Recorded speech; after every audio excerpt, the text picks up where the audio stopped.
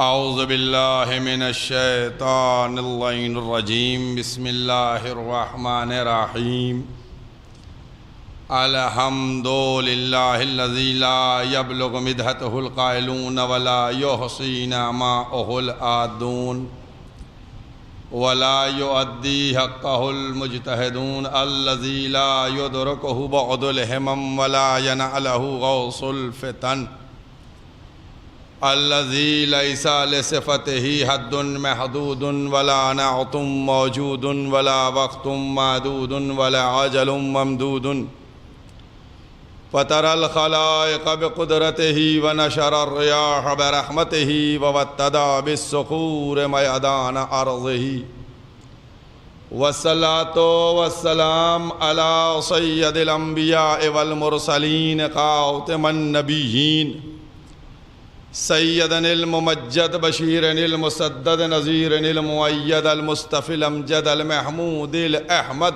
ابی القاسم محمد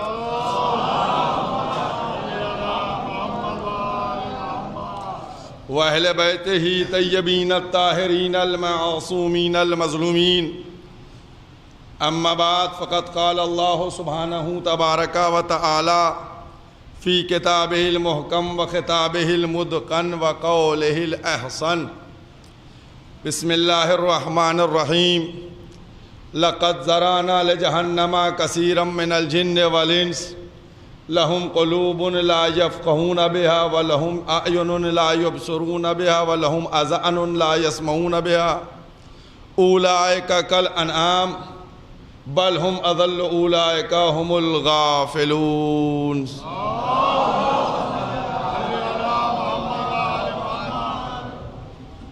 قرآن مجید کے یہ الفاظ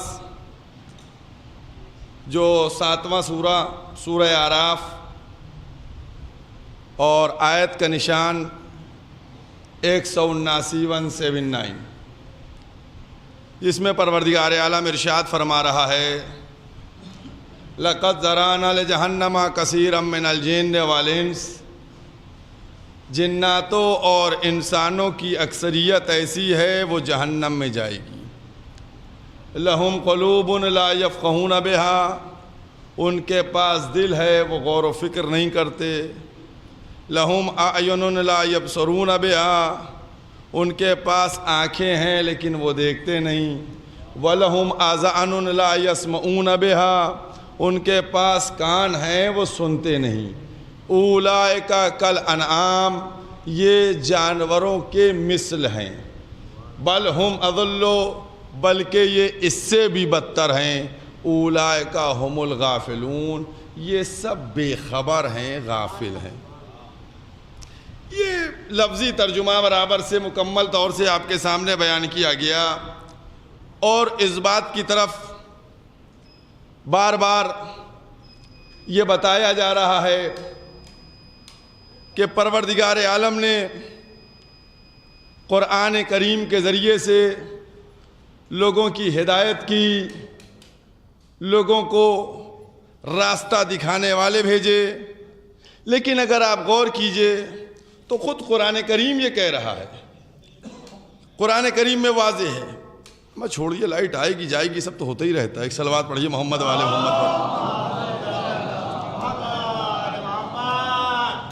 یہ سب تو چلتا ہی رہے گا، کبھی آئے گی کبھی جائے گی، اب اسی کے پیچھے لگ جائیے گا تو قرآن کریم واضح طور پہ کہہ رہا ہے کہ کچھ جاننے والے ہیں اور کچھ نہ جاننے والے ہیں، جاننے والے اور نہ جاننے والے۔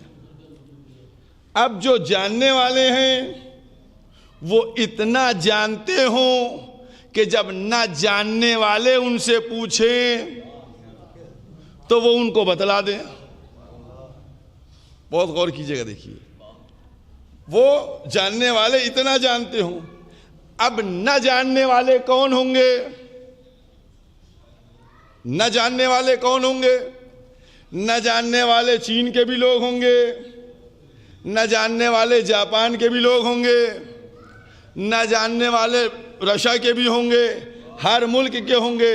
تو اب اگر جاننے والا کوئی بہت بڑا عالم ہے، وہ عربی تو سمجھ جائے گا، لیکن جب چینی میں پوچھا جائے گا تو کیا جواب دے گا؟ کہے گا رک جائیے ہم چیٹ جی پی میں ٹرانسفر کر لیں تو بتائیں گے۔ یا کوئی اگر رشا کا ہوگا، اس نے سوال کیا تو اب اس سے کہا جائے گا رک جائیے ابھی چیٹ جی پی ٹی کا سہارا لے لیا جائے تو ہمیں شاید کچھ پتہ چل جائے گا۔ اور دیکھیے غور کیجئے گا، نہ جاننے والے اور جاننے والے، نہ جاننے والوں کے لیے لازم ہے کہ جب وہ جاننے والوں سے پوچھے تو جاننے والے ان کو ان کا جواب دیں۔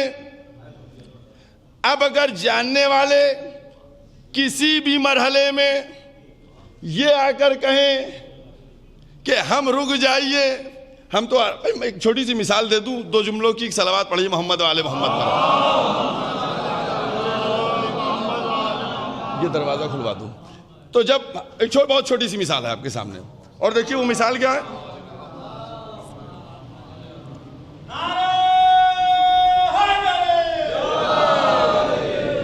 وہ مثال کیا ہے آپ کے لیے؟ وہ مثال یہ ہے کہ ایک عالم دین، بڑا علم ہے، بہت عالم، جانتے ہیں، پڑھے ہیں، لکھے ہیں، علم، ان کے پاس مثلا کوئی مراٹھی آدمی پہنچ گیا، بہت اچھی عربی ہے، بہت اچھی فارسی ہے، بہت اچھی اردو ہے، اب مراٹھی پہنچ گیا، اس نے مراٹھی میں سوال کیا، اب بتائیے کیا کیجیے گا؟ وہ جاننے والے ہیں، وہ جاننے والے ہیں، اب کیا ہوگا کہ جب یہ مراٹھی میں پوچھے گا اور وہ جواب نہیں دے پائیں گے تو یہ عالم بھی اب نہ جاننے والے ہو جائیں گے، کیونکہ اب ان کو مراٹھی نہیں آتی ہے، اب ان کو مراٹھی نہیں آتی ہے، اب ان کو گجراتی نہیں آتی ہے، لہذا لازم ہے اس علیم کے اوپر، اب جملہ سنیے گا، لازم ہے اس علیم کے اوپر جو ہر چیز کا جاننے والا ہے کہ وہ کسی ایسے جاننے والے کو بھیجے جو آئے تو آنے کے بعد بہت توجہ کیجئے گا، ایسے کو بھیجے کہ جو یہاں آ کے نہ جانے بلکہ وہاں سے جان کے آیا ہو، وہاں سے جان کے آیا ہو۔ بہت توجہ کیجئے گا، کیونکہ اب وہ علیم جو سب کچھ جاننے والا ہے، جس کو ہر چیز کا علم ہے، جس کو ہر چیز کی جس کے اوپر قدرت ہے، اب اس کے اوپر لازم ہے کہ وہ کسی ایسے جاننے والے کو بھیجے کہ جو اس کی بارگاہ سے آئے، تو اب جو اس کی بارگاہ سے آئے گا تو وہ کہتا ہوا نظر آئے گا کہ میں مسند پہ بیٹھ جاؤں، توریت والوں کو توریت سے جواب دوں، زبور والوں کو زبور سے جواب دوں، انجیل والوں کو انجیل سے جواب دوں، قرآن والوں کو قرآن سے جواب دوں۔ صلوات پڑھتے محمد وآل محمد۔ اسی لیے پیغمبر نے آواز دی تھی، انا مدینۃ العلم وعلی بابھا، میں شہر علم ہوں، علی اس کے دروازہ ہے، بس جس کو علم چاہیے وہ دروازے کے پاس آئے۔ اور اس کے بعد میرے مولا نے بھی منبر پر بیٹھ کے آواز دی، سلونی سلونی، سوال کرو مجھ سے، سوال کرو مجھ سے۔ دیکھیں ایک مرحلہ ہے، اور میرے آیت کا ترجمہ میں اسی لیے بہت ہی کلیئر ترجمہ آپ حضرات تک روز پہنچا رہا ہوں کہ آنکھیں ہیں لیکن دکھائی نہیں دیتا، کان ہے لیکن سنائی نہیں دیتا، دل ہے لیکن فکر نہیں ہوتی۔ اس ترجمے کو آپ اپنے ذہن میں رکھے رہیے گا۔ تو یہ پروردگار عالم نے انسان، اور یہ ہر وقت دیکھا گیا۔ اب دربار خلافت سجا ہوا ہے، دربار خلافت سجا ہوا، سب اچھا درباری مولوی ہوتے ہی تھے جو وہ آ کے بیٹھ جاتے تھے۔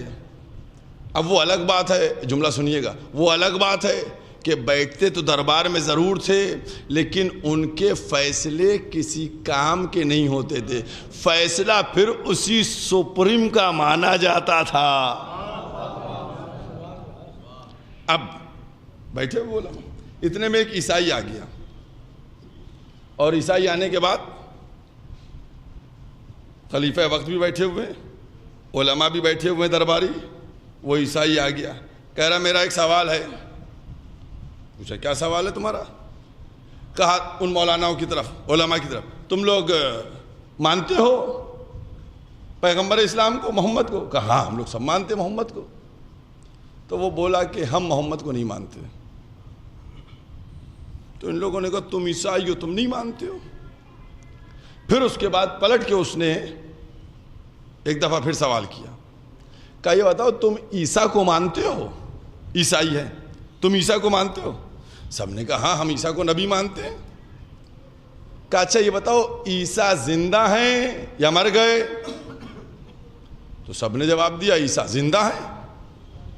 کہا پیغمبر زندہ ہیں یا ریلت کر گئے؟ کہا پیغمبر ریلت کر گئے۔ سمجھ میں آئی بات کچھ آپ کی؟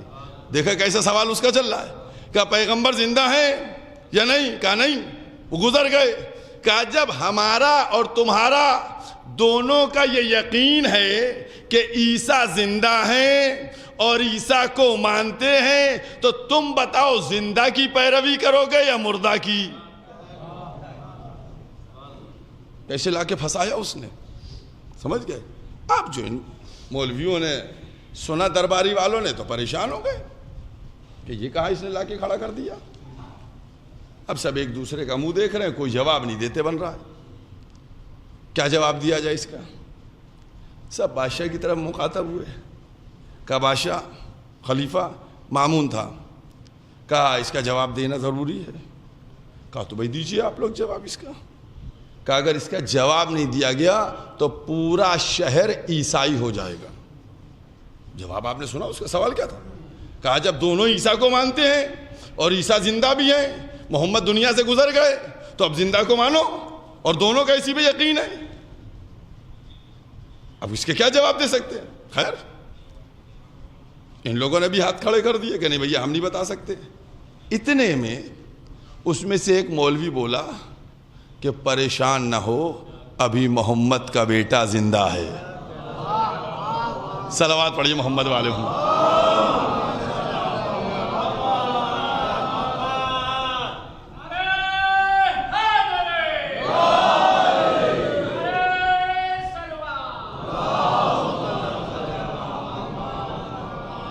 یعنی محمد کا بیٹا، یعنی 8ویں امام کا وہ زمانہ تھا، علی ابن موسیٰ الرضا موجود۔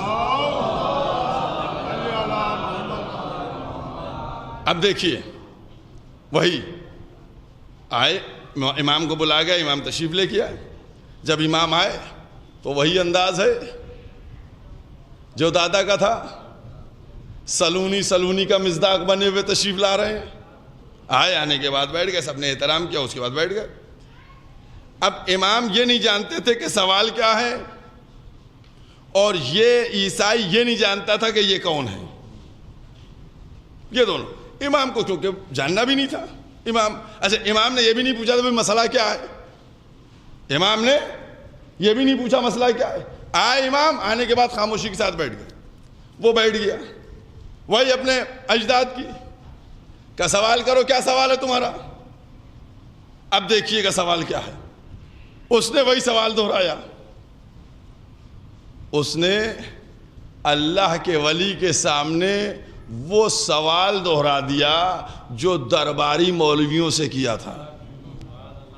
کیا کیا تھا؟ کہا مولانا وہ یہ بتائیے آپ عیسیٰ کو جانتے ہیں؟ اب امام کا جواب دیکھیے، ہاں میں اس عیسیٰ کو جانتا ہوں جو نبی آخر محمد کے آنے کی پیشین گوئی دے رہا تھا۔ میں اس عیسیٰ کو جانتا ہوں کہ جو محمد کے آنے کی پیشین گوئی کرنے کے لیے آیا تھا۔ اگر یہی عیسیٰ ہیں تو ان کو میں اس طرح سے جانتا ہوں، اگر اس کے علاوہ کوئی عیسیٰ ہے تو ان کو میں۔ اب بتائیے آپ کیا جواب دے؟ وہ ٹوٹ گئی کمر اس کی، بیٹھ گیا خاموش۔ جب خاموش بیٹھ گیا تو پھر اس کے بعد امام نے اب کہا کہ اب ایک سوال میں تم سے کرنا چاہتا ہوں۔ اس نے کہا جی بتائیے۔ جب امام نے اس سے سوال کیا، کہا یہ بتاؤ ہم نے ان عیسیٰ کے بارے میں سنا ہے کہ یہ نماز اور روزے میں بڑے کاہل سے تھے، تساولی برتتے تھے۔ اب وہ عیسائی بھڑک گیا، وہ عیسائی بھڑک گیا، کہنا یہ آپ کیسے کہہ دے رہے ہیں؟ کہا نہیں، وہ اس طریقے سے نہیں تھے۔ کہا اچھا نماز پڑھتے تھے؟ کہا ہاں۔ روزہ رکھتے تھے؟ ہاں۔ کہا تو بتاؤ کس خدا کا وہ نماز پڑھتے تھے اور روزہ رکھتے تھے؟ وہ خدا کے تو بیٹے تھے، بھی کون سا خدا تھا؟ جیسے ہی امام علی رضا علیہ السلام نے یہ جملہ کہا، اس نے سر کو جھکا لیا، امام خاموش بیٹھ گئے، دربار میں مولوی بیٹھے ہوئے ہیں۔ اتنے میں ایک دفعہ اس نے سر کو بلند کیا اور آواز دی، اشہد ان لا الہ الا اللہ، اشہد ان محمد رسول اللہ، اشہد ان امامک الحق، کہ اللہ کے سوا کوئی اللہ نہیں ہے، محمد اللہ کے رسول ہیں اور آپ امام برحق ہیں۔ صلوات پڑھ دے محمد و آل محمد۔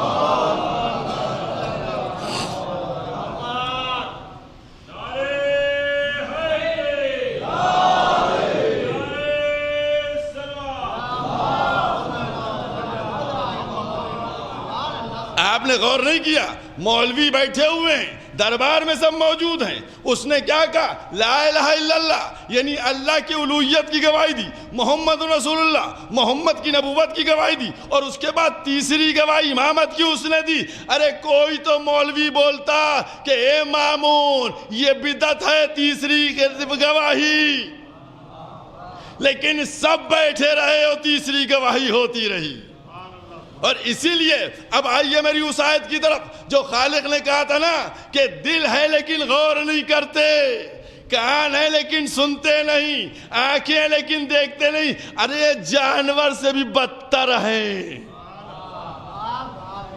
یہ وہ منزل ہے جس منزل کو پہچانوایا جا رہا ہے۔ اور ایک ایک مرحلہ میں نے کہا نہیں کہ بڑے بڑے درباروں میں فیصلے گئے ہیں، فیصلے سب طرف ہونے کی بات آئی ہے، لیکن آخر میں جب سپریم مہر لگ گئی تب اس کے بعد حسبنا کا دعویٰ کر دینا کہ کتاب خدا کافی ہے، یہ بڑی بات نہیں ہے۔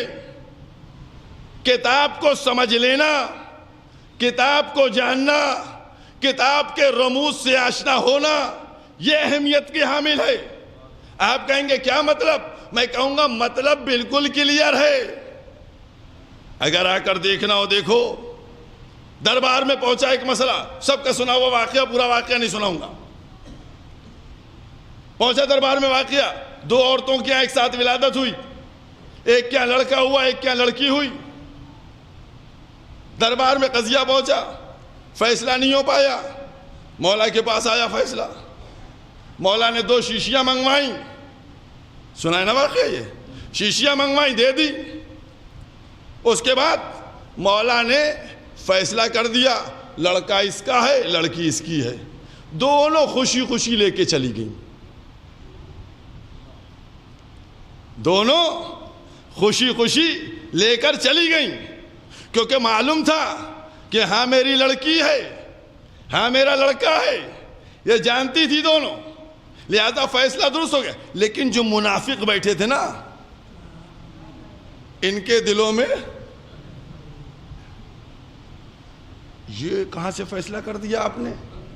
اور توجہ کیجئے گا، دیکھیے یہ حسبنا کتاب اللہ کا معاملہ ہے۔ کہا یہ آپ نے فیصلہ کہاں سے کر دیا؟ مولا نے فرمایا قرآن سے فیصلہ ہوا۔ کہا قرآن سے فیصلہ ہو گیا؟ اچھا۔ سب اٹھے گئے، پوری رات گزر گئی، 2 شیشی والی آیت ڈھونڈ رہے ہیں، سمجھ گئے؟ سب پورا قرآن ڈھونڈ ڈالا کہ کہیں آیت ہے کوئی ایسی، 2 شیشی اس میں، 2 شیشی 2 شیشی 2 شیشی۔ صبح کو آئے، ایک نے دوسرے، تم کو 2 شیشی والی آیت ملی؟ اس نے کہا نہیں، پوری آیت ڈھونڈی۔ کہا تم کو ملی؟ اس نے ہم کو بھی نہیں ملی۔ کہا تم کو ملی؟ کہا ہم کو بھی نہیں ملی۔ کہا تم کو ملی؟ کہا ہم کو بھی نہیں ملی۔ ہر ایک انکار کر رہا، ہم کو 2 شیشی والی آیت نہیں ملی۔ پھر سب متوجہ ہوئے، کہا اے مولا آپ نے فرمایا تھا کہ ہم نے قرآن سے فیصلہ کیا، ہم نے پوری رات قرآن میں ڈھونڈا سب نے مل کے، کہیں پر 2 شیشی والی آیت نظر نہیں آئی۔ کہا تجھ کو 2 شیشی نظر آ رہی ہے؟ ارے قرآن نے کیا کہا کہ عورت سے دگنا حصہ مرد کا ہے، اکہرا عورت کا ہے، دوہرا مرد کا ہے۔ اس شیشی میں شیر مادر تولا گیا، جس کا شیر ہلکا تھا اس کی لڑکی تھی، جس کا شیر بھاری تھا اس کا میرا لڑکا.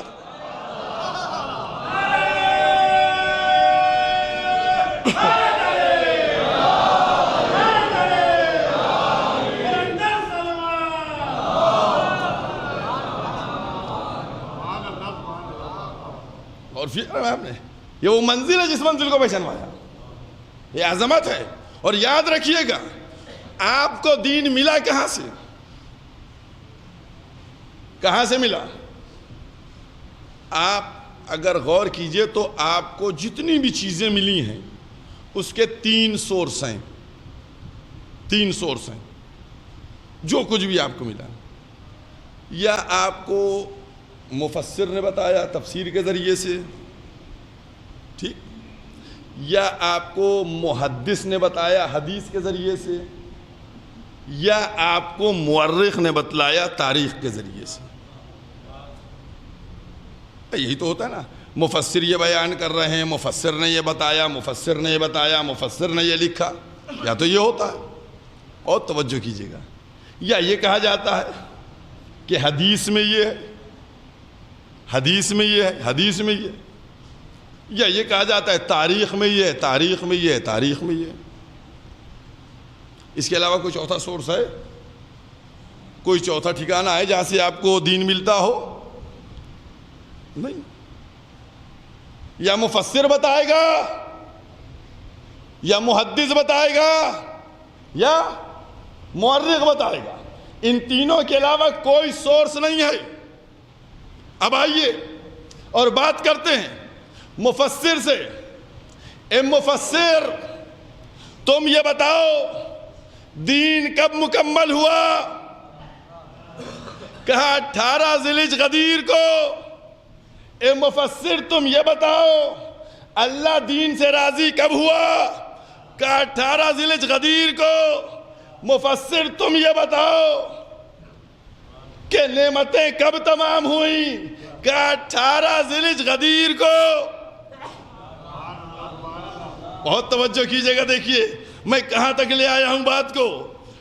بھائی مفسر سے پوچھا دین کب مکمل ہوا؟ کہا 18 کو.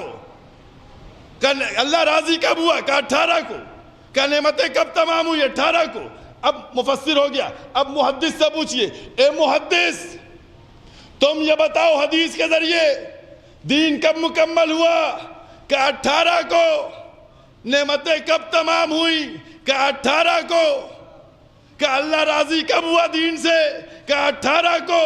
تو محدث نے بھی یہی تاریخ دین بتائی کہ 18 کو دین مکمل, 18 کو نعمتیں تمام, 18 کو دین سے راضی اللہ. اس کے بعد مورخ کے پاس چلیے. اے مورخ, تم بتاؤ دین کب مکمل ہوا؟ کہا 18 ذی الحجہ کو. کہا اے مورخ, تم بتاؤ اللہ دین سے راضی کب ہوا؟ کہا 18 ذی الحجہ کو. اے مورخ, تم بتاؤ نعمتیں کب تمام ہوئی؟ کہا 18 ذی الحجہ کو. تو 18 ذی الحجہ کو مورخ نے بتایا, محدث نے بتایا, مفسر نے بتایا کہ دین بھی 18 ذی الحجہ کو. بہت توجہ کیجئے, دین بھی 18 ذی الحجہ کو. اس کے بعد اللہ راضی بھی ہوا 18 ذی الحجہ کو, نعمتیں تمام بھی ہوئی 18 ذی الحجہ کو. جب سب کچھ ہو گیا تو اب تینوں کے سامنے ہاتھوں کو جوڑیے, یہ بتاؤ 18 ذی الحجہ کو ہوا کیا تھا؟ میں نے ابھی کچھ نہیں کہا ہے, دیکھیے ہوا کیا تھا. ہوا کیا تھا؟ میں آج دوسرے انداز میں آپ سے بات کیے لیتا ہوں. ہوا کیا تھا؟ تو عجب نہیں جواب دے کہ خالق نے اپنے لیے کہا کنتو کنزن مخفیہ, میں چھپا ہوا خزانہ تھا. اپنے لیے کنتو استعمال ہوا. پیغمبر نے اپنے لیے کہا کنتو نبیین, میں نبی تھا. تو لازم تھا کہ اب ولایت کے لیے من کنتو مولا.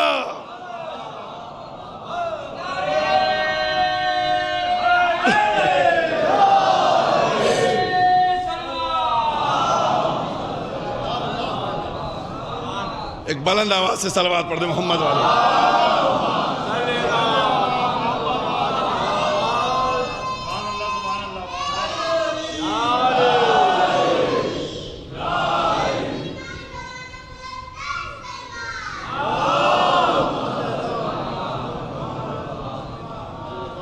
ادھر بھی کنتو، نبی کے لیے بھی کنتو، تو من کنتو۔ اب ایک جملہ کہنے جا رہا ہوں، بہت ہی چھوٹی چھوٹی سی باتیں ہیں، سمجھ گئے؟ آج دنیا ہم سے روٹھ رہی ہے، دنیا ہم سے ناراض ہو رہی ہے، ہم سے کہتی ہے ارے بھیا ہم سے کیوں لڑ رہے ہو؟ میں نے علی کو ولی بنایا، میں نے علی کو خلیفہ بنایا، میں نے علی کو وصی رسول کہا، میں نے کچھ نہیں کہا، میں نے کچھ نہیں کہا۔ یہ تو تم سے پہلے، تم لاکھ انکار کرتے رہو۔ بس دیکھیے ایک جملہ میرے ذہن میں آگے کہتے چلوں، سب کے ذہنوں میں ہوگا جتنے مجلس سنتے ہیں برابر، کہ جب ابو لہب دعوت ذوالعشیرہ کے موقع کے اوپر، ابو لہب دعوت ذوالعشیرہ کے موقع کے اوپر اٹھنے لگا اور پھر اس کے بعد بٹھایا گیا، تو پھر اس کے بعد جب رکا اور بات ہوئی تو ابو لہب نے یہ کہا تھا نہیں کہا تھا اے ابو طالب اب اپنے بیٹے کی اطاعت کرنا؟ کہا تھا نہیں کہا تھا؟ ہے ذہنوں میں آپ کے نہیں ہے؟ ابو طالب کے لیے کہا تھا نا ابو لہب نے کہ اب اپنے بیٹے کی اطاعت کرنا؟ نہیں سمجھ میں آیا آپ کے؟ ابھی بھی نہیں سمجھ میں آیا؟ اس کا مطلب دعوت ذوالعشیرہ میں ولایت علی کا اعلان ہو گیا تھا۔ تب تو ابو لہب کہہ رہا تھا۔ اور پھر ایک جملہ اردو میں، یہ لکھنؤ میں اردو نہ چلے گی تو ابھی کہاں چلے گی؟ بھائی ہم سے کیوں لڑتے ہو؟ بنایا اللہ نے، اللہ نے بنایا، محمد نے بتایا، ہم نے مانا۔ صلوات پڑھ دے محمد وآل محمد۔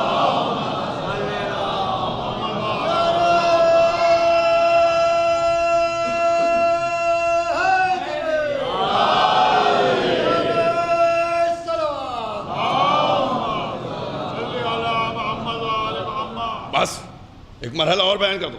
اب سچ بتائیے، آج دنیا پریشان، حیران، سمجھے؟ چھوٹی سی ایک بات کہنے جا رہا ہوں، سچ بتاؤ کہ پیغمبر اسلام اللہ کا رسول ایک بلندی پہ کھڑے ہو جائیں، ایک بلندی پہ کھڑے ہوں اور اس کے بعد آواز دیں اے میرے کلمہ پڑھنے والوں، بتاؤ میں کس کس کا مولا ہوں؟ عربی نہیں بول رہا ہوں، بتاؤ میں کس کس کا مولا ہوں؟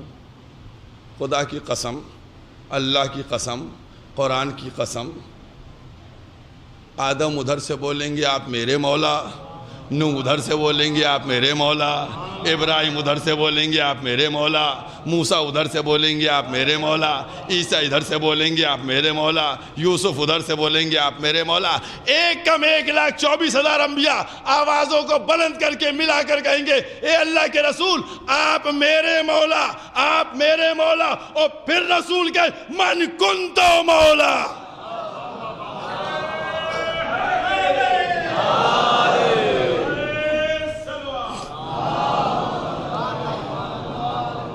ایک کم 1,24,000 انبیاء جب یہ کہہ لیں گے کہ آپ میرے مولا، آپ میرے مولا، آپ میرے مولا، آپ میرے مولا، جب مولائیت کا سب اقرار کر لیں گے، پیغمبر کیا فرمائیں گے؟ من کنت مولا، جس کا میں مولا۔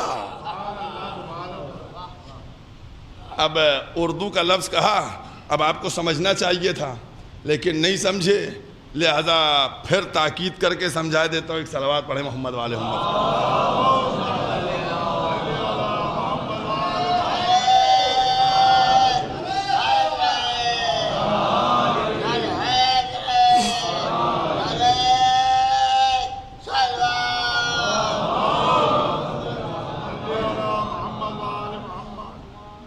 دیکھیے میں نے بھی کیا کہا، سب آپ لوگ سب جانتے ہیں، متوجہ نہیں رہتے ہیں، تھوڑا سا متوجہ ہوئیے۔ من کنتو مولا کیا معنی بتائیے؟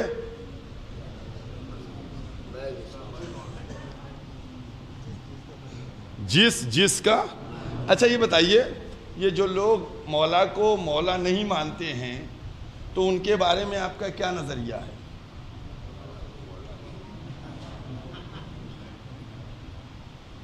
آپ بتائیے کیا نظریہ ہے؟ ہم تو قرآن سے بات کرتے ہیں، ہم ہوا والی بات نہیں کریں گے۔ وہ جہنم میں جائیں گے، سب نہیں اٹھا کے پھینکیں گے جہنم میں کسی کو، ہم کسی کو جہنم میں نہیں پھینکیں گے۔ پھینکے گا وہی پھینکے گا. ہم تو قرآن کی آیت کے ذریعے سے بات کو کلیئر کرنا چاہتے ہیں. سمجھ گئے بھائی؟ جو مولا علی کو نہیں مانتا ہے، سمجھ گئے، اس کے لیے آپ کیا کہنا چاہتے ہیں؟ ناراض؟ نہیں، ناراض نہیں ہوئیے، بالکل ناراض نہ ہوئیے، بالکل برا نہ مانیے. رسول نے کہا کیا تھا؟ رسول نے کیا کہا تھا؟ جس کا میں مولا، تو اب جو بھی رسول کو مولا مانے اس کے علی مولا ہوں گے. جو علی کو مولا نہ مانے وہ رسول کو بھی مولا نہیں مانے.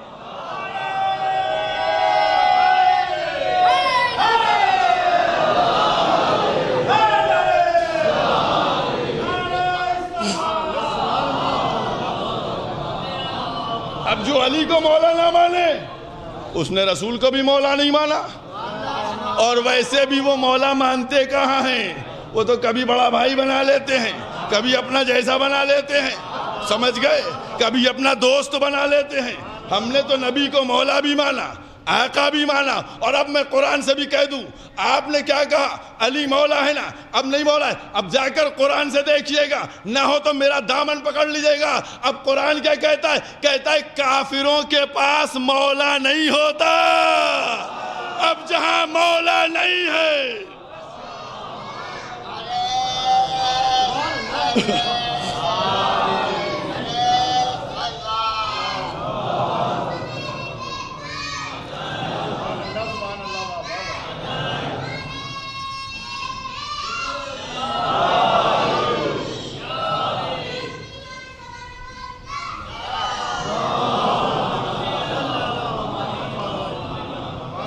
کیا آپ نے پروردگار کہہ رہا ہے قرآن میں کافروں کے پاس مولا کس کے پاس ہوتا ہے؟ اللہ مولایا. اور کیا آپ نے مولا مومنوں کے پاس ہوتا ہے، کافروں کے پاس نہیں ہوتا ہے. لہذا اب اگر کوئی یہ کہے کہ ہم مولا نہیں مانتے ہیں تو نہ مانو، فیصلہ قرآن کرے گا. یاد رکھیے یہ ولایت کی منزل جو ہے یہ بڑی اہم منزل ہے، یہ بہت اہم مرحلہ ہے اس کو سمجھنے کے لیے. اور امام حسین جو مدینے سے چلے ہیں وہ کس لیے چلیں؟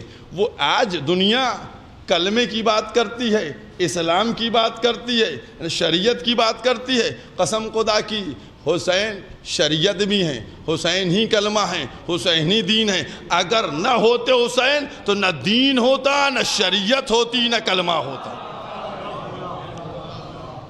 یہ امام حسین کی قربانیاں تھیں کہ مظلوم کربلا نے اپنا پورا بھرا گھر لٹا دیا لیکن اللہ کا دین بچا لیا، کلمہ بچا لیا، قرآن بچا لیا، شریعت بچا لی. حسین نے سب کچھ لٹا دیا لیکن دین بچا لیا. عزاداران امام مظلوم، آج کئے محرم ہو گئی؟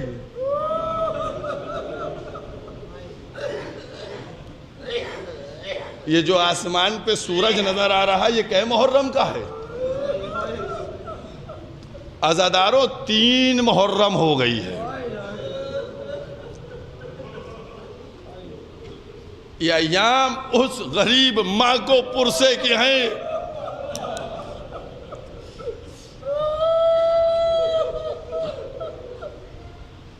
جو ماں مدینے سے مکے اور مکے سے کربلا، ہائے حسین. عزاداران امام مظلوم، ایک جملہ تم سے کہوں، ایک جملہ کل میں نے پڑھا تھا نا کہ پشتے خیمہ رو رہی تھی. سچ بتاؤ سب شہادت کے بعد روئے لیکن غریب ماں شہادت سے پہلے رو رہی ہے.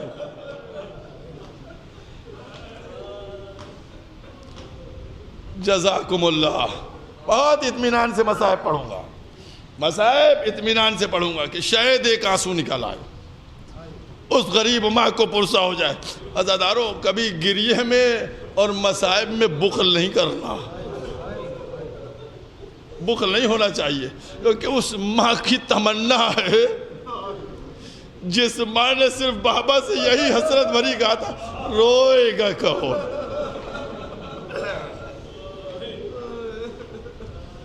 عزاداران امام مظلوم حسین کس طریقے سے علی و فاطمہ کا کنبہ، کس طریقے سے نبی کا کنبہ قتل کیا جا رہا ہے، لوٹا جا رہا ہے. دنیا اس بات کو دیکھے. قربانیاں دی ہیں ولایت نے کس کی؟ صرف بڑوں کی نہیں قربانیاں دی گئی ہیں بلکہ بچوں کی بھی قربانیاں دی گئی ہیں.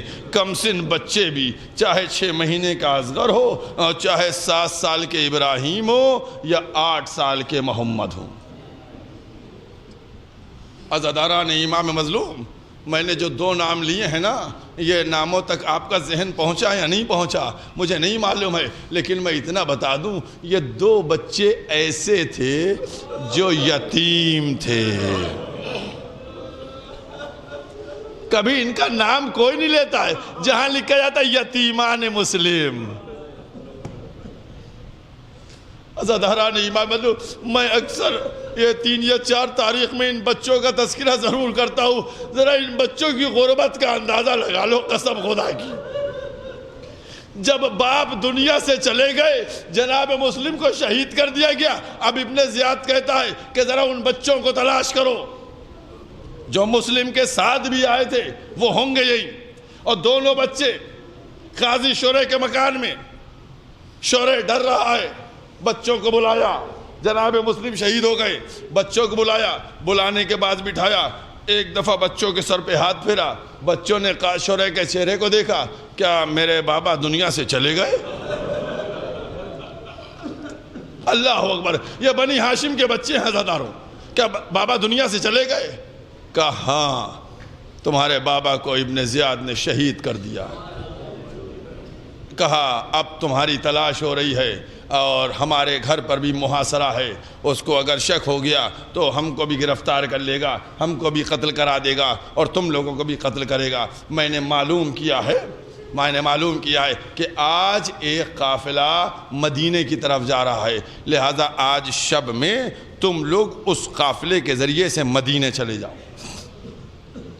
چنانچہ بچے راضی ہو گئے. کم سن بچے، عزادارو تصور کر کے بتاؤ، کم سن چھوٹے چھوٹے سے بچے. ایک کی عمر 7 سال کی ہے جس کا نام ابراہیم ہے، محمد کی عمر 8 سال ہے. رات ہوئی، بیٹے قاضی شورے نے اپنے بیٹے کو بلایا، کہا جاؤ باب البغداد سے ایک قافلہ جانے والا ہے اور وہاں چلے جاؤ اور اس قافلے کے ساتھ ان بچوں کو چھوڑ دو اور قافلے والوں سے کہنا ان بچوں کو مدینے میں لے جا کر پہنچا دے. چنانچہ یہ چھوٹے چھوٹے بچے تھے اور شورے کا بیٹا وہ لے کر چلا. بچے چھوٹے چھوٹے تھے. راستہ کچھ دیر میں کٹا، زیادہ وہ گزر گیا، قافلہ چلا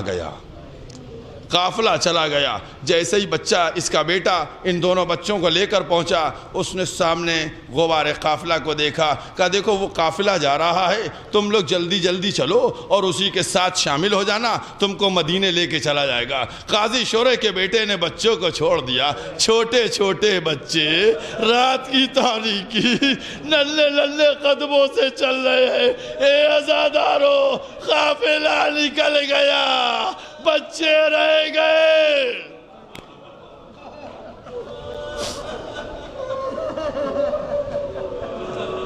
جب صبح ہوئی بچوں نے دیکھا بھی کوفے میں ہم موجود ہیں. ادھر ابن زیاد کے سپاہی بچوں کو ڈھونڈ رہے ہیں کہ بچے کہاں ہیں، بچے کدھر ہیں، بچے کو ڈھونڈا جائے. لہذا دیکھا ایک بچے بیابان میں ایک جگہ بیٹھے ہوئے ہیں. ان سپاہیوں نے گرفتار کیا، لے کر گئے اور لے جانے کے بعد ابن زیاد کے دربار میں حاضر کیا. کہا دیکھو مسلم کے بچوں کو میں لے آیا ہوں. ابن زیاد نے دونوں بچوں کو زندان بھیج دیا، ان کو قید کر لیا گیا. بچے دونوں قید ہو گئے، دربار قید خانے میں قید ہیں بچوں. عزاداران امام مظلوم، ایک ایک لفظ کے اوپر احساس کرنا، میرے الفاظ کو نہ سننا. عزادارو احساس کرنا. چھوٹے چھوٹے بچے ایک دن کہتے ہیں بھائی اتنا کم کھانا آتا ہے، پیٹ بھی نہیں بھرتا.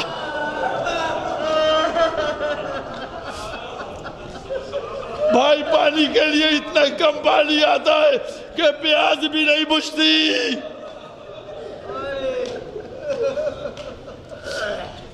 دونوں بچوں نے گفتگو کی. بڑا بھائی محمد چھوٹے بھائی ابراہیم سے کہتا ہے کہ تم میرے حصے کا کھا لیا کرو. یہی انداز. پھر اس کے بعد دونوں بھائیوں نے طے کیا کہ آج ہم لوگ اس قید خانے کے نگہبان سے بات کرتے ہیں، شاید وہ ہماری کچھ مدد کرے. چنانچہ دونوں بچے جب وہ نگہبان کھانا لے کر آیا اس کے پاس آئے، کہا بھائی تم اللہ کے رسول کو جانتے ہو؟ کہا ہاں میں جانتا ہوں، میں ان کا کلمہ پڑھتا ہوں. کہا تم ان کے وصی علی ابن ابی طالب کو جانتے ہو؟ کہا ہاں میں ان کو بھی جانتا ہوں. کہا ان کے بھائی مسلم ابن عقیل کو جانتے ہو؟ کہا ہاں میں جانتا ہوں. تم ان سب کے نام کیوں لے رہے ہو؟ کہا ہم مسلم کے بیٹے ہیں. جیسے ہی اس نے یہ جملہ سنا کہ یہ مسلم کے بچے، ہاتھوں کو جوڑ کے کھڑا ہو گیا، مجھ کو معاف کر دینا، ہم کو نہیں معلوم تھا، ہم کو نہیں معلوم تھا کہ یہ بنی ہاشم کے بچے ہیں. دروازہ کھول دیا مشکور نے. مشکور نے دروازہ کھول دیا کہ اے بچوں جائیے اور ہماری شکایت رسول خدا سے نہ کیجیے گا. کہا تمہارے لیے کہ ہم کو جو سزا ابن زیاد دے گا اس کو بخوشی قبول کر لیں گے، کیونکہ ہمیں اس کی جزا اللہ کے رسول سے لینا ہے. دروازہ کھل گیا، بچے دونوں قید خانے سے نکل گئے. ابن زیاد کو پتا چلا کہ مشکور نے دونوں بچوں کو آزاد کر دیا ہے. ابن زیاد نے مشکور کو بلایا، مشکور گیا. کہا تم نے بچوں کو چھوڑ دیا؟ کہا ہاں ہم نے دونوں بچوں کو رہا کیا. کہا کیوں کیا؟ کہا اس لیے کیا کہ قیامت کے دن ہم کو رسول خدا کے سامنے حاضر ہونا ہے، ہمیں رسول کو منہ دکھانا ہے. کیا تم کو نہیں دکھانا ہے ایسے عادل انسان؟ کیا تجھے رسول کا سامنا نہیں کرنا ہے؟ اس نے جب مشکور کی یہ جرأت کو دیکھا تو اس کے بعد کہنے لگا کہ اس کو 500 کوڑے مارے جائیں، 500 کوڑے مارے جائے. ایک ایک لفظ صاحب ریاض کا میں پڑھ رہا ہوں. کہا جیسے ہی پہلا کوڑا پڑا ایک دفعہ مشکور نے کہا بسم اللہ الرحمن الرحیم. جیسے ہی دوسرا کوڑا پڑا کہتا پروردگار ہمارے خداؤں کو معاف کر دینا.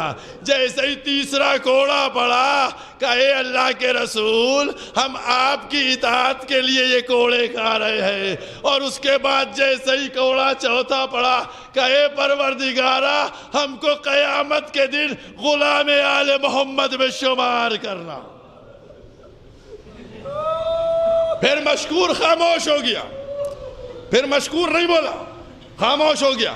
500 کوڑے پڑے، اس کے بعد وہ شہید ہو گیا. اب عزاداروں ادھر بچے چلتے چلتے تھک گئے. بچوں کو بتایا تھا دیکھو تم دن میں کہیں بیٹھنا اور رات میں سفر کرنا، تاکہ رات میں سپاہی نہیں ہوتے ہیں تم کو نہیں دیکھ پائیں گے. بچے اسی انداز کے اوپر چل رہے تھے. بچے دن میں کہیں گوشے میں بیٹھ جاتے تھے اور رات میں سفر کرتے تھے.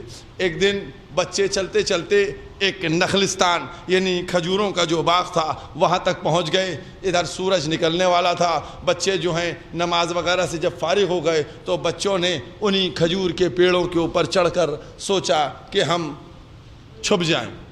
نیچے ایک چشمہ تھا، بچے اوپر چھپے ہوئے تھے، نیچے چشمہ تھا. اتنے میں ایک کنیز آئی. آنے کے بعد اس نے ایک ڈول ڈالا پانی بھرنے کے لیے. اب جو ڈول ڈالنے کے بعد اس کو کھینچنے کے لیے منہ جھکایا، دیکھا اس چشمے کے اندر 2 چھوٹے چھوٹے چاند نظر آ رہے ہیں. جیسے ہی اس نے بچوں کے چہرے کو پانی میں دیکھا فوراً سر اٹھا کر اوپر دیکھا. کیا دیکھا؟ 2 چھوٹے چھوٹے بچے ہیں، وہ بیٹھے ہوئے ہیں، ڈرے ہوئے ہیں، سہمے ہوئے ہیں. ایک دفعہ یہ کنیز مخاطب ہوئی. کہا اے تم کون ہو؟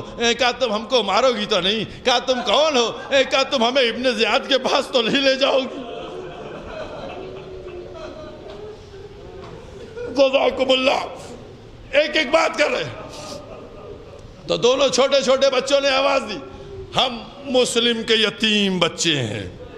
جیسے ہی اس کنیز نے یہ سنا کہا بچوں جلدی نیچے آؤ، ہماری مالکہ اہل بیت سے محبت کرنے والی ہے، وہ تمہاری خدمت کرے گی۔ دونوں بچوں کو لیا، لے کر گھر میں پہنچی۔ ضعیفہ تھی، مومنہ تھی، متقی تھی۔ اس کو پتہ چلا یہ مسلم کے بچے، جلدی جلدی بچوں کے منہ ہاتھ دھلوائے، بچوں کو کھانا دیا، بچوں کو پانی دیا، بچوں کو آراستہ کیا۔ وہ جانتی تھی کہ اس کا شوہر کتنا بڑا ظالم ہے۔ بس وہ مومنہ ان بچوں کو کس طریقے سے کر کے نہلا دھلا کر صاف کر کے کھانا وانا کھلا کے ایک حجرے میں لے گئی، کہا بچوں تم لوگ یہیں رہنا۔ ادھر ابن زیاد اس نے اعلان کرا دیا تھا کہ جو بچوں کو لے کے آئے گا اس کو بہت بڑا انعام دیا جائے گا۔ اس کا بیٹا پورے دن ڈھونڈتا رہا بچوں کو، اس کا گھوڑا بھی مر گیا۔ نصف شب میں یہ آیا، آنے کے بعد اس نے دروازے کو پیٹا کس کے اپنے گھر کے۔ وہ مومنہ ضعیفہ دروازے کے پاس آئی، کہا کیا ہوا؟ کہا دروازہ کھولو۔ دروازہ کھلا، اندر آیا، کہا تم اتنے بفرے ہوئے کیوں؟ کہا تم کو نہیں معلوم حکومت کی طرف سے انعام کا اعلان کیا گیا ہے، ہم مسلم کے بچوں کو ڈھونڈ رہے تھے، مسلم کے بچے کہیں نہیں ملے، میرا گھوڑا مر گیا، پورا دن میں تھک گیا، خستہ ہو گیا۔ یہ کہہ کر وہ گھر کے اندر داخل ہوا، آیا، ادھر چھوٹے بچے، کم سن بچے ایک دفعہ سوتے سوتے اٹھ کے بیٹھ گئے۔ بس عزاداروں مجلس مکمل ہو رہی ہے، بچے اٹھ کے بیٹھ گئے۔ بڑا بھائی اٹھا، چھوٹا بھائی اٹھا، کہا ابراہیم تم کیوں اٹھ گئے؟ کہا بھیا محمد آپ کیوں اٹھ گئے؟ ابراہیم نے کہا بھیا میں نے خواب دیکھا ہے۔ محمد سے پوچھا آپ؟ کہا میں نے بھی یہ خواب دیکھا ہے۔ کیا خواب دیکھا ہے؟ کہا میں نے خواب میں دیکھا ہے کہ رسول خدا تشریف فرما ہیں، علی مرتضیٰ بیٹھے ہیں، امام حسن بیٹھے ہیں، سب لوگ موجود ہیں اور میرے بابا کھڑے ہوئے ہیں۔ اتنے میں پیغمبر پوچھتے مسلم تم آ گئے، اپنے بچوں کو نہیں لائے؟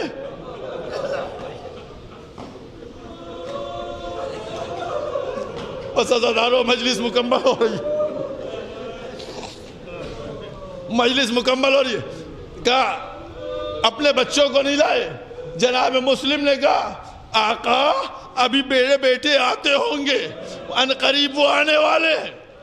بس دونوں بیٹے ادھر گفتگو کر رہے تھے، یہ آواز اس کے کان میں پہنچ گئی، حارث کے، جو اس مومنہ کا شوہر تھا، اس کے کان میں پہنچ گئی۔ اس نے کہا کہ کیا کوئی مہمان آیا ہوا ہے؟ اس نے چراغ کو روشن کیا، ضعیفہ وہ اس کے پیچھے پیچھے یہ اس کمرے کی طرف، حجرے کی طرف بڑھ گیا جہاں بچے تھے۔ اب جو دیکھا دونوں بچے بیٹھے ہوئے ہیں، بچوں کو خبر نہیں تھی کہ یہ کتنا بڑا ظالم ہے۔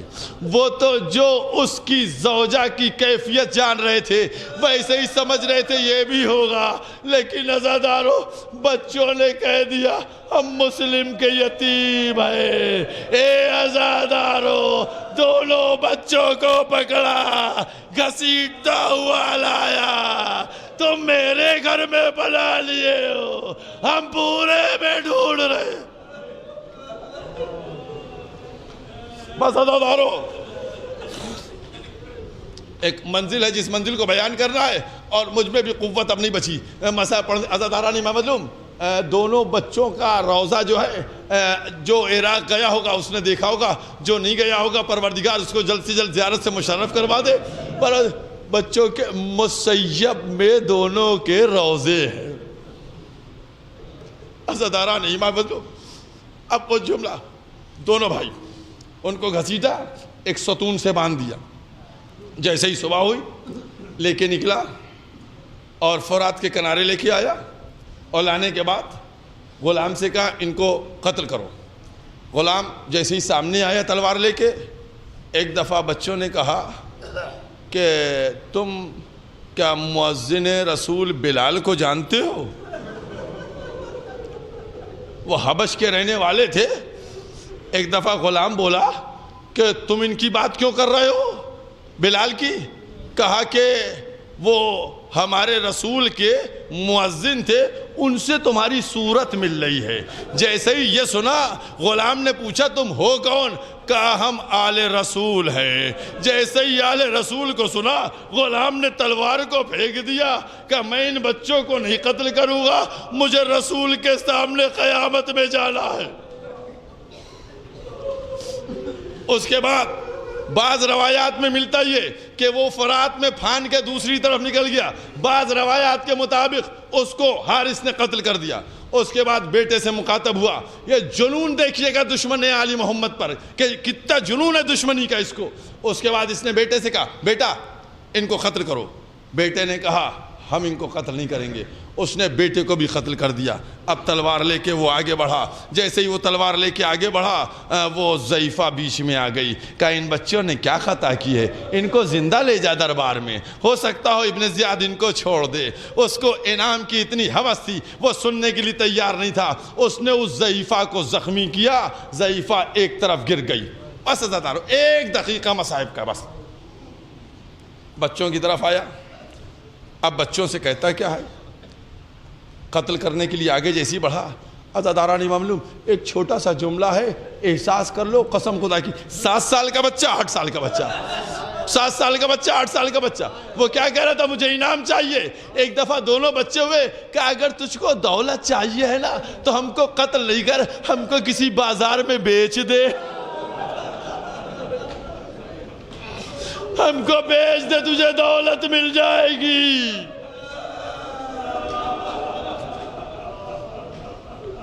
وہ چھوٹے چھوٹے بچے۔ اس کے بعد نہیں مانا، بچوں نے کہا کہ ہم کو 2 رکعت نماز پڑھنے کا موقع دے۔ دونوں بچوں نے 2 رکعت نماز پڑھی۔ اس کے بعد اللہ اکبر اللہ اکبر، کم سن بچوں کا کیا مرحلہ ہے۔ جیسے ہی وہ قتل کرنے کے لیے آگے بڑھا، بڑا بیٹا کہتا ہے پہلے مجھے قتل کرو، فوراً چھوٹا بیٹا آ جاتا ہے کہنا پہلے مجھے قتل کرو، پھر بڑا آگے بڑھا پہلے مجھے قتل۔ بھائی ایک جملہ ہے عزادارانی میں مضبوط، چھوٹا بیٹا کہتا ہے مجھے قتل کرو۔ دونوں بھائیوں میں ایک دفعہ یہ حارث کہتا ہے یہ بتاؤ تم دونوں پہلے اور بعد کی بات کیوں کر رہے ہو، پہلے مجھے قتل کرو۔ ایک دفعہ محمد بڑا بیٹا بولتا ہے اے حارث جب ہم چل رہے تھے نا تو ہماری اماں نے ہمارے بھائی کا ہاتھ دیا تھا، محمد ابراہیم کا خیال رکھنا۔ اے بتاؤ اگر میرے سامنے میرا بھیا مارا گیا میں اماں کو کیا جواب دوں؟ ایک بار کیا۔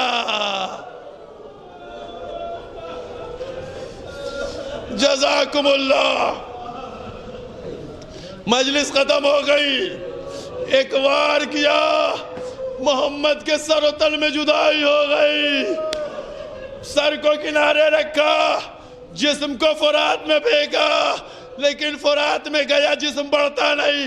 اتنے میں ایک دفعہ چھوٹا بیٹا ابراہیم اس نے خون بھائی کا لیا، چہرے پر ملا، اے پروردگارا میں ایسے رسول کے سامنے جاؤں گا۔ جزاکم اللہ۔ بس آخری جملہ، مجلس ختم ہو گئی۔ ایک دفعہ وار کیا، چھوٹے بیٹے کا سر جدا ہوا، لاشے کو ڈالا۔ اے عزادارو اب جو ابراہیم کا لاشا پہنچا، محمد نے ہاتھوں کو پھیلایا، دونوں بھائی گلے میں اور زیر آب چلے۔